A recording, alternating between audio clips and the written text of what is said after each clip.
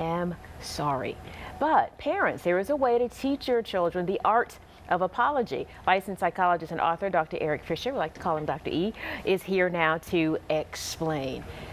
We had a great conversation during the commercial break because, I mean, there's so many layers to this. And the timing of it is perfect because we just did a story on Dwayne Wade, who didn't really apologize for what he did in the playoff game recently. But what are we talking about here? Well, I think the irony of this is something that we talked about this pitch a couple weeks ago, even a month ago, because there's so many times I see in the media that we see people who, whether they're politicians or athletes or people apologizing for their clients in legal cases and things like that, or not apologizing for their clients, that this is something that happens so often. We're inundated with it.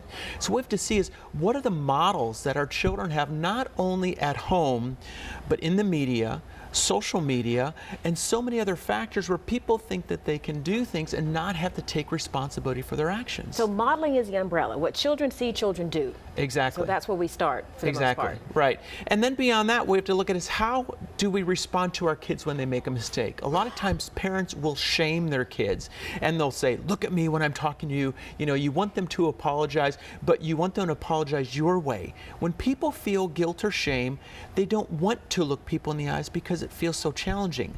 When we teach our kids to and kind of shame them into looking at us, we create two things. Either one, the person who will not apologize because they feel like it's a sign of weakness or submission, or two, the person who feels like they're sorry for everything, and then they kind of look down and they feel like, the Urkel, did I do that? Yeah. Kind of thing. And on the flip side, you've got the entitlement.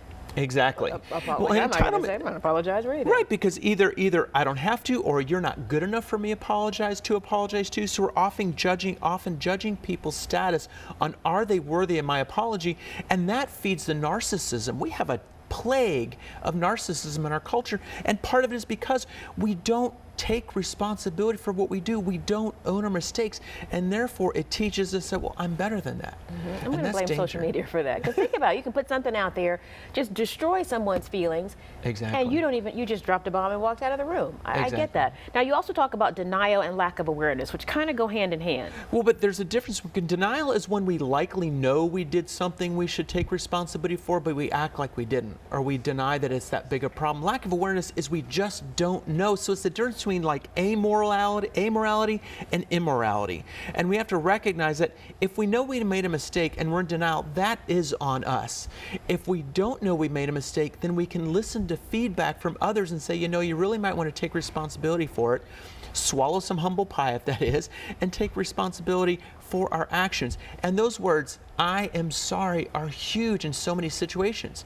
Part of the difficulty that I see that fosters this is our legal system is one where you don't apologize for anything because it's a 0 or it's a 1 if we make a mistake, and we acknowledge legal, potentially financial responsibility for the issue. And that's a dangerous thing for our kids and families. There are a lot of adults who are like, why can't I say I'm sorry? And now we know it started long, long before. These are patterns that they probably developed as a child and didn't even know that they developed that. And that's where paying attention to the underlying emotions is crucial, and our lack of emotional awareness is really crippling us in today's society because we have to look good and strong and right all the time, and that's just not true.